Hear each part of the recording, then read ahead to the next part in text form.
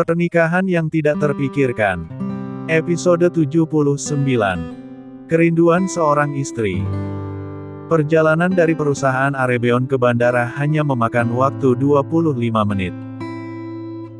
Bima, Aisyah dan Herdi langsung disambut pihak bandara yang langsung mengantar mereka menuju pesawat jet pribadi yang terparkir di landasan pacu. Mata Aisyah membulat sempurna saat melihat kemewahan yang dimiliki Bima Arsenal, pesawat jet yang canggih dengan fasilitas terbaik. Herdi sudah duduk di tempatnya dan memasang sabuk pengaman. Aisyah duduk di kursi samping Herdi juga sudah memasang sabuk pengaman.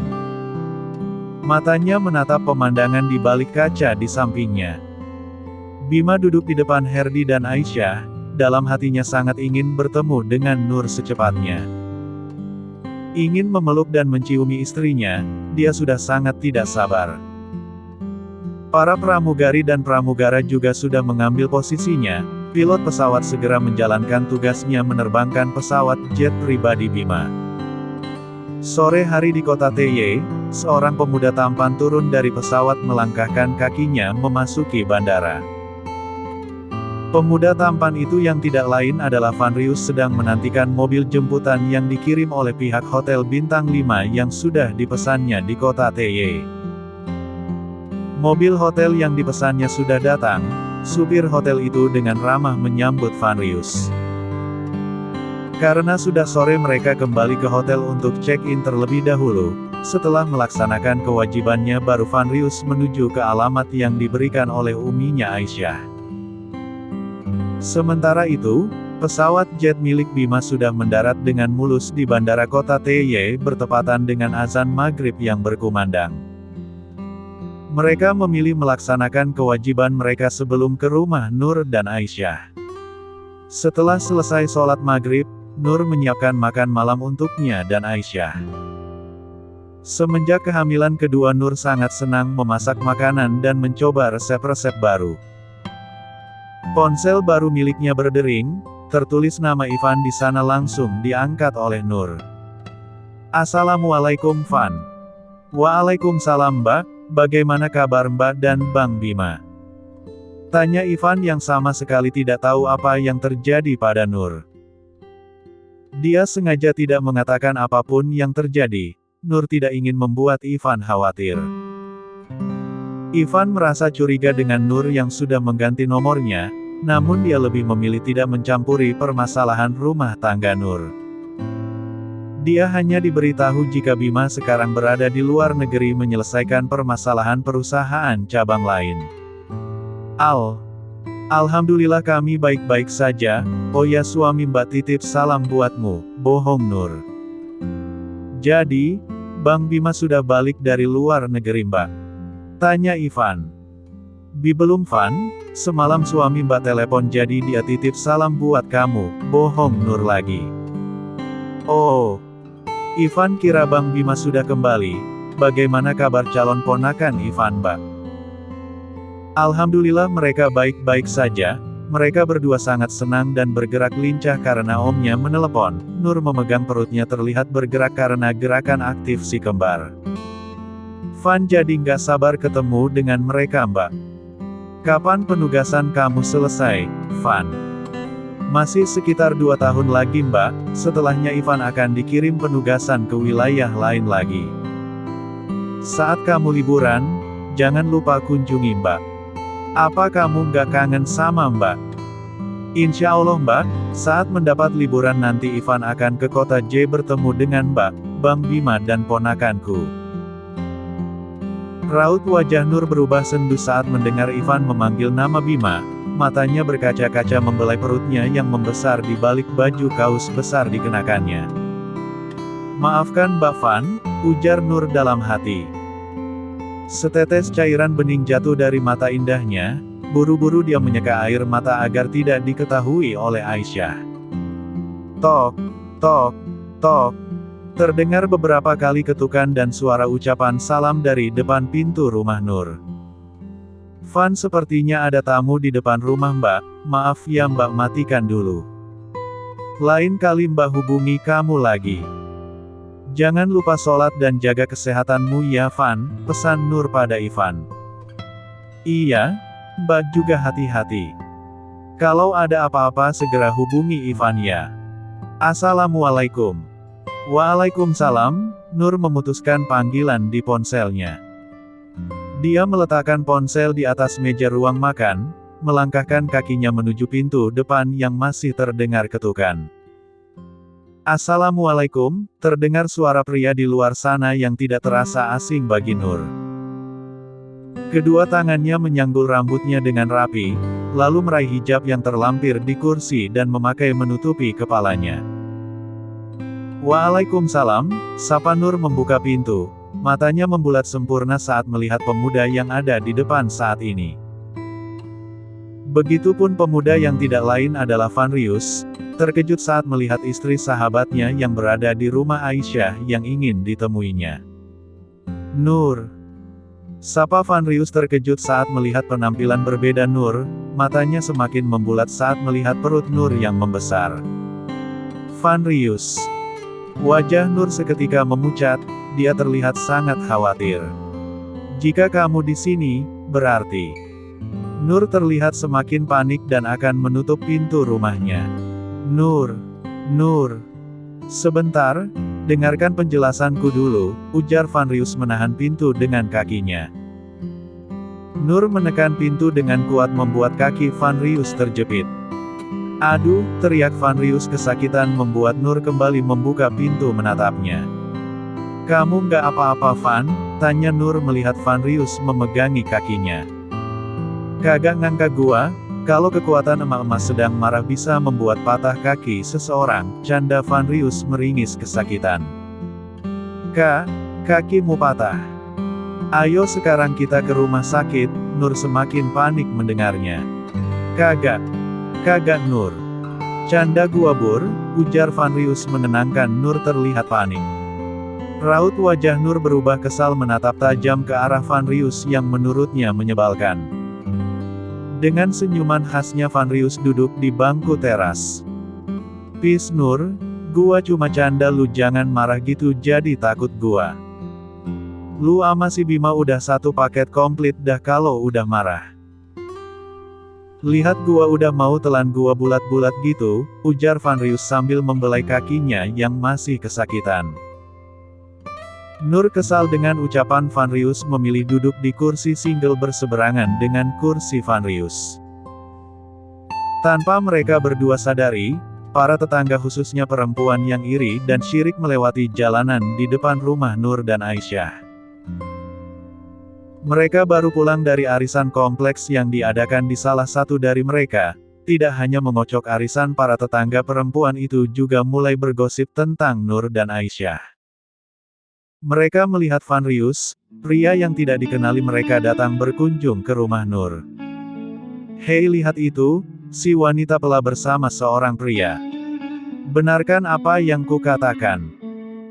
Tuh cewek bukan cewek baik-baik, pakai hijab tapi malah berbuat dosa ampe hamil di luar nikah. Mungkin tuh cowok mau makek dia kali ya. Aduh ibu-ibu hati-hati yang punya suami.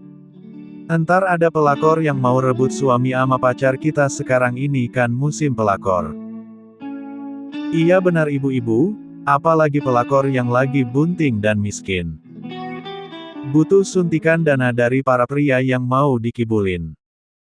Para perempuan itu mulai berbicara buruk tentang Nur, mereka sengaja mengeraskan suara mereka hingga terdengar oleh Nur.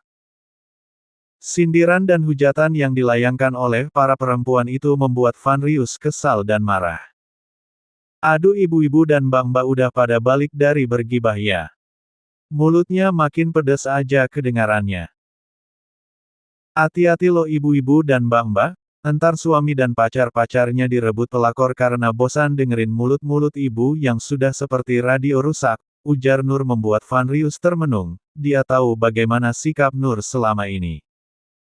Tidak pernah dia menyangka jika Nur akan bertindak membalas ujaran mereka. Ibu mana yang tidak akan marah jika bayi yang dikandungnya telah dihina dan dikatai, Nur yang cantik dan polos bisa menjadi seperti perempuan Amazon jika sudah disinggung. Waduh, Si Nur bisa galak juga. Ternyata benar kata orang jangan pernah melawan kucing tidur, kalau udah bangun bisa kayak singa yang bisa telan lu bulat-bulat, gumam Van Rius dalam hati.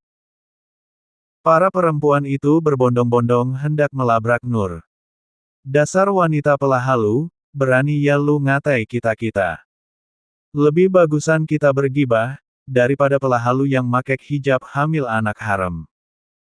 Plak! Sebuah tamparan cukup keras dilayangkan oleh Nur yang sudah merasa sangat marah saat bayi yang ada dalam kandungannya dihina dengan begitu kejam. Para perempuan itu tidak terima dan hendak membalas perbuatan Nur yang langsung dilindungi oleh Van Rius. Di tengah pertengkaran itu, beberapa orang mulai terlihat mengerumuni dan menonton pertengkaran yang dimulai dari para tetangga Nur. Van Rius terus berusaha memblokade para perempuan yang mencoba menyakiti Nur. Dia bisa saja melumpuhkan mereka masing-masing, namun Van Rius adalah pria gentleman yang tidak pernah memukul wanita terkecuali musuh-musuhnya dan Bima.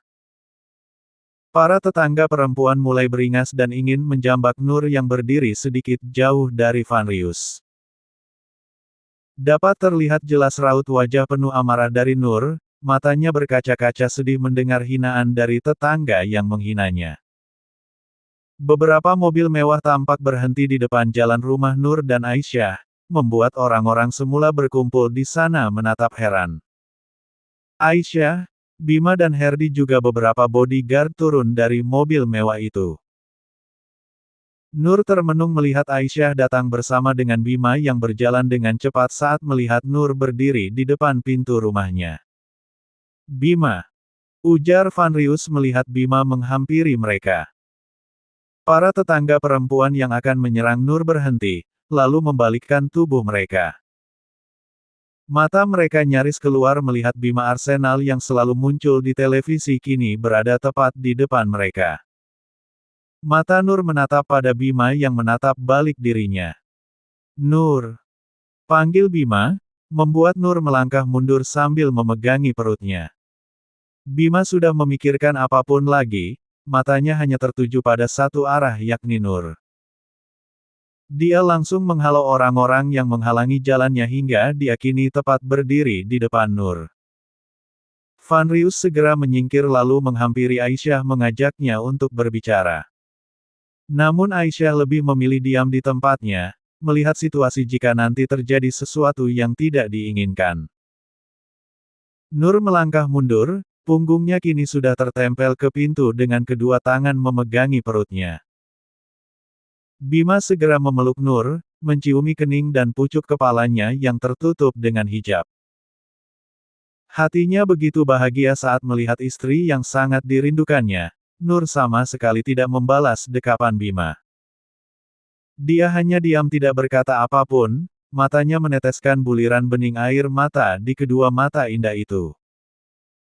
Semua orang terkejut saat melihat Bima memeluk Nur tepat di depan mata mereka.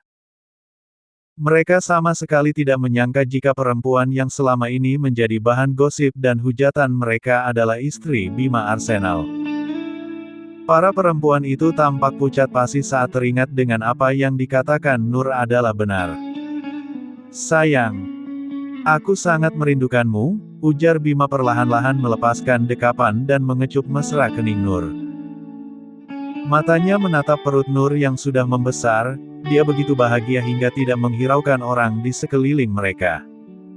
Herdi terkejut melihat Van Rius berada di rumah Nur. Van Rius, kenapa kamu bisa di sini juga? Tanya Herdi heran melihat Van Rius. Bima baru menyadari jika Van Rius juga berada di rumah Nur. Kamu di sini. Kenapa? Tanya Bima menatap tajam Van Rius, dia merasa sangat kecolongan. Seharusnya dialah yang menemukan Nur lebih dulu. Nyantai bro, biar gua jelasin dulu. Kenapa gua bisa ada di sini? Karena gua nyari ini cewek, ujar Van Rius sambil menunjuk Aisyah yang berada di sampingnya. Nur menatap bingung pada Van Rius begitu juga lainnya, Aisyah menatap ke arah Van Rius dengan tatapan membunuh. Terus kenapa di sini sangat ramai? Mereka siapa?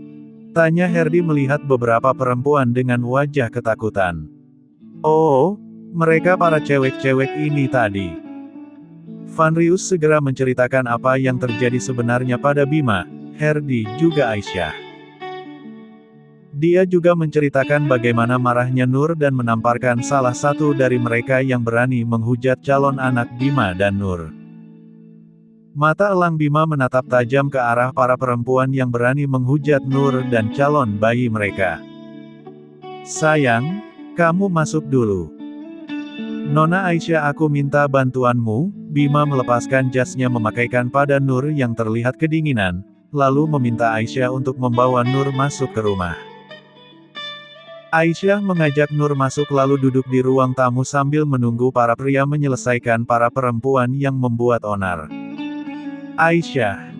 Panggil Nur pada Aisyah yang tertunduk sedih. Dia melihat wajah Nur dingin, datar tanpa ekspresi dan juga menyangka jika Nur marah padanya. Aisyah duduk bersimpuh di kaki Nur. Mbak, maafin Aisyah. Bukan maksud Aisyah untuk mencampuri urusan Mbak dengan suami Mbak, niat Aisyah semata-mata hanya membantu Mbak saja, ujar Aisyah penuh rasa bersalah. Bukan itu Syah, ini soal Vanrius. Sebelum para emak-emak itu nyerang ke rumah, Vanrius sempat mengatakan jika dia yang bertanggung jawab dengan apa yang sudah dia lakukan padamu. Jadi Vanrius kah pria itu? Tanya Nur. Aisyah termenung karena menyangka jika Nur akan marah padanya perihal membawa Bima menemuinya. Sebelum pertengkaran Nur dan para tetangga yang iri juga syirik, Vanrius menceritakan maksud tujuan kedatangannya. Dia juga menjelaskan kesalahpahaman antara Nur dan Bima akibat pembicaraannya. Jadi Mbak nggak marah karena Aisyah bawa Tuan Bima kemari? Tanya Aisyah menatap Nur dengan wajah sendu. Tangan Nur membelai lembut wajah Aisyah, menatapnya dengan tersenyum hangat. Mbak malah berterima kasih padamu, Syah. Cepat atau lambat, Mbak akan bertemu dengan Bima, sudah saatnya Mbak jujur pada diri sendiri, ujar Nur memaksakan tersenyum pada Aisyah. Mbak, Aisyah minta maaf karena udah ikut campur dengan masalah Mbak. Aisyah hanya ingin Mbak dan calon DB bahagia, ujar Aisyah duduk di samping Nur, menggenggam kedua tangan Nur. Sementara itu, Bima, Herdi dan Vanrius masih berdiri di depan menghadapi beberapa perempuan yang sudah menghujat istrinya. Tatapan tajam dan mengintimidasi membuat para perempuan itu ketakutan. Bastian, panggil tim pengacara kita, untuk menuntut para perempuan ini dengan tuntutan pencemaran nama baik dan perilaku yang tidak menyenangkan. Aku mau mereka sudah berada di balik jeruji saat ini juga, ujar Bima membalikkan tubuhnya untuk masuk ke dalam rumah Nur. Baik Tuan Muda, Herdi segera meraih ponselnya, menghubungi tim pengacara keluarga Arsenal. Para perempuan itu segera berlutut memohon untuk tidak dilaporkan dan dipenjara. Mereka seketika itu menangis dan ketakutan hebat. Jangan Tuan Muda, maafkan kami, anak kami masih sangat kecil, ujar salah satu perempuan itu. Dasar buaya betina, tadi saja kalian menghujat dan menghina Nur tanpa ingat orang sedang hamil. Giliran sekarang akan dituntut baru ingat punya anak kecil di rumah, sindir Vanrius memilih duduk di kursi teras rumah Nur. Para perempuan itu hanya bisa menangis. Tidak beberapa lama para suami dan orang tua perempuan yang masih lajang datang setelah mendapat laporan dari beberapa warga yang melihat pertengkaran mereka. Para suami dan orang tua sangat terkejut melihat para istri dan anak perempuan mereka berlutut di depan seorang pria muda dengan ketampanan yang hakiki. Assalamualaikum, sapa salah seorang pria yang ditunjuk sebagai perwakilan dari para suami dan orang tua. Waalaikumsalam, sapa Herdi. Bima hanya menatap dingin dan datar pada mereka yang baru datang untuk menyelamatkan para istri dan anak gadis mereka. Bima sudah merasa jengah dengan para penghujat dan pembuat masalah terhadap istrinya. Dia menyerahkan segala urusannya pada Herdi dan juga pengacara yang sudah dihubungi Herdi. Bima memilih masuk ke dalam rumah Nur diiringi Vanrius yang mengikutinya dari belakang. "Kamu mau ngapain?" tanya Bima pada Vanrius yang sudah masuk ke dalam rumah. "Hehehe. Gua kesini mau bicara sama calon bidadari gua," ujar Vanrius menatap ke arah Aisyah menatap dingin pada Vanrius. Bima menatap dingin Vanrius yang masih cengengesan. "Neng, ikut abang bentar yuk, kagak enak ngomong di sini," ujar Vanrius mengajak Aisyah untuk berbicara di tempat lain. "Nggak mau, kamu aja yang pergi dari sini. Aku mau di sini nemenin Mbak Nur," tolak Aisyah tidak mengerti dengan situasi. Tatapan Bima semakin dingin pada Aisyah yang bergelayut manja pada Nur. "Alamak si Eneng ini, kagak ngerti apa ada Raja Iblis yang udah siap untuk makan dia hidup-hidup," ujar Vanrius dalam hati melihat perubahan sikap Bima. Perempuan ini, berani-beraninya dia memeluk Nur. "Sudah 5 bulan aku menahan rasa rinduku pada istri dan calon anak kami, dia masih saja menempel dengan Nur," gumam Bima tidak senang dengan Aisyah. "Syah. Lebih baik kamu bicara baik-baik dengan Vanrius. Selesaikanlah masalah kalian, Mbak baik-baik saja kok," ucap Nur pada Aisyah. "Mbak yakin?" tanya Aisyah sedikit khawatir. Bima semakin tidak menyukai sikap Aisyah. "Perempuan ini menganggap aku apa? Aku tidak akan sekejam itu pada istriku," gumam Bima semakin kesal. Vanrius mengambil tindakan dengan menarik tangan Aisyah meninggalkan Bima dan Nur berdua.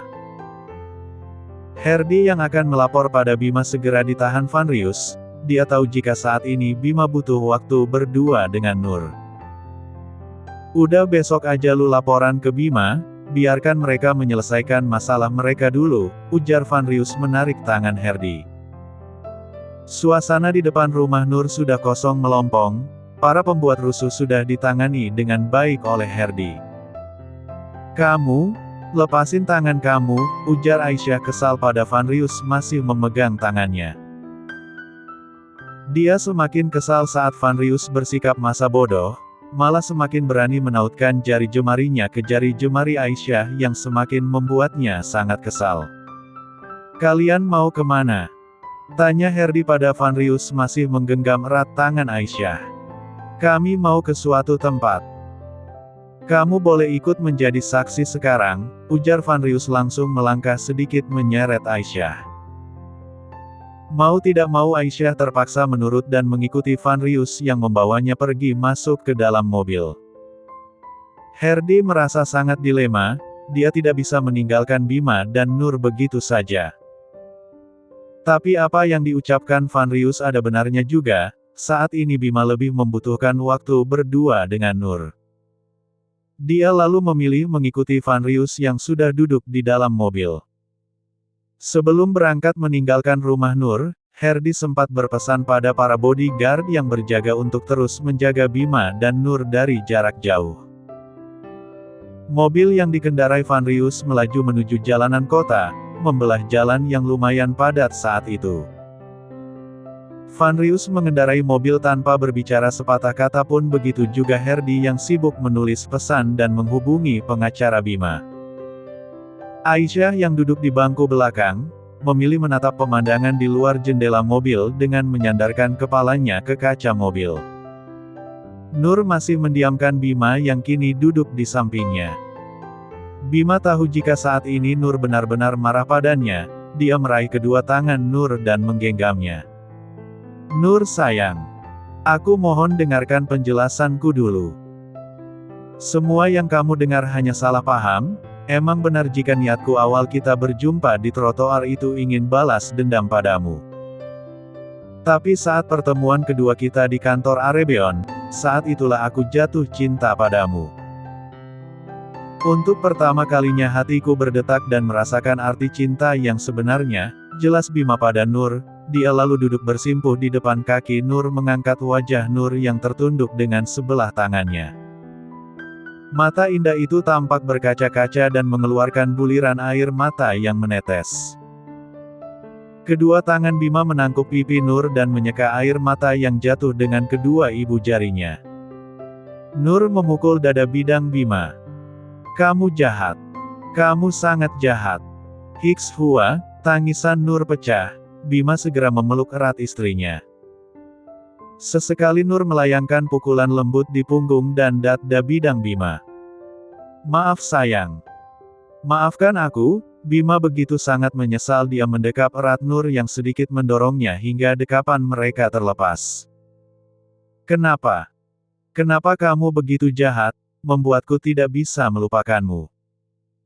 Semakin aku berusaha, semakin membuatku merindukanmu." Tangisan Nur semakin pecah mengeluarkan semua unek-unek dan keluh kesalnya pada Bima. Senyuman manis tersungging di bibir Bima mendengar pengakuan Nur. Bima terus memeluk Nur hingga dia mulai tenang. Kedua tangan Nur melingkar di perut roti sobek yang tertutup dengan kemeja yang dikenakannya. Kepala Nur yang tertutup hijab dibelai lembut oleh Bima yang kembali duduk di samping istrinya. "Sayang, semenjak kapan kamu berhijab?" tanya Bima menatap wajah cantik istrinya yang membalas menatapnya. "Semenjak aku pergi meninggalkanmu. Demi tidak diketahui oleh kamu, aku sengaja memakai hijab tapi sekarang aku sudah terbiasa memakainya." "Apa kamu tidak suka?" tanya Nur dibalas senyuman manis oleh Bima.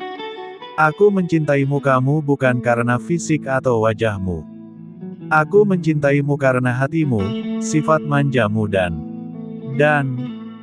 Bima sengaja diam dan bungkam membuat Nur penasaran. Berbagai cara dia membujuk suaminya untuk mengatakan selanjutnya.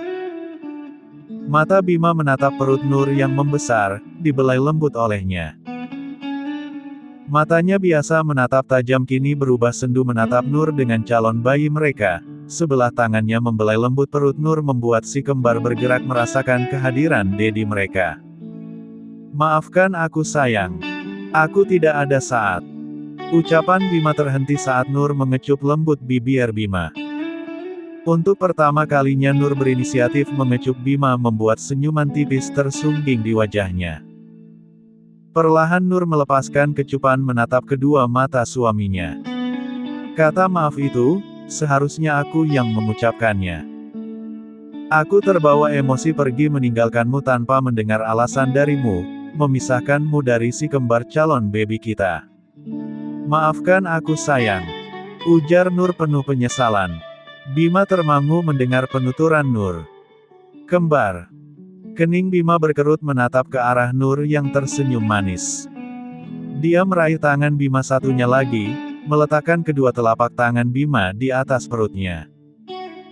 Bima merasakan dua gerakan di sana, dia tersenyum bahagia menempelkan telinganya di perut Nur. Bersambung.